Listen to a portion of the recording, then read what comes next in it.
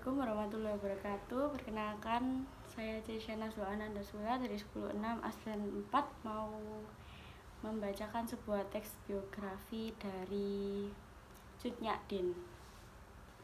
Cut Nyak merupakan putri dari Teuku Nantastia dan ibu yang seorang bangsawan dari daerah Lampagar. Sosok Cut Nyak yang lahir pada tahun 1848 kemudian tumbuh di tengah lingkungan bangsawan Aceh dan pendidikan agama yang kuat. Suami pertama Cut Nyak bernama Teuku Ibrahim, anak Teuku Abbas Ujung Aron dari daerah Lamnaga. Suaminya pertama wafat dalam pertempuran melawan Belanda pada 29 Juni 1878. Dari pernikahan pertamanya, mereka dikaruniai putri bernama Cut Gambang. Cut Gambang kemudian menikah dengan Teuku Mayit di Tiro dan keduanya meninggal bersama setelah ditembak oleh Belanda. Selepas itu, Cut Nyak menikah dengan seorang panglima perang bernama Teuku Umar Johan Pahlawan yang juga meninggal ditembak Belanda pada 11 Februari 1899 di ujung Kalak, Meulabo. Cut Nyak menghabiskan masa tuanya di Sumedang, Jawa Barat setelah dibuang dan diasingkan oleh Belanda. Perjuangan Cut Nyak melawan Belanda seperti kematian sang suami Teuku Ibrahim menjadi pematik semangat perjuangan melawan para penjajah. Sejak kematian suaminya tersebut, Cut Nyak kemudian bersumpah untuk menghancurkan para penjajah. Pernikahannya dengan Teuku Umar membuat semangatnya untuk berperang semakin menggebu-gebu. Perang melawan Belanda dilakukan secara gerilya dengan rakyat yang terbakar semangatnya melihat kegigihan Cut Nyak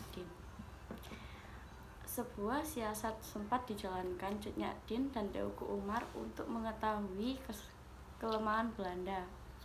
Teuku Umar menyerahkan diri ke Belanda. Teuku Umar menyerahkan diri ke Belanda untuk mengetahui kelemahan mereka dari Tuhan. Ulang. Teuku Umar menyerahkan diri ke Belanda untuk mengetahui kelemahan mereka dari dalam.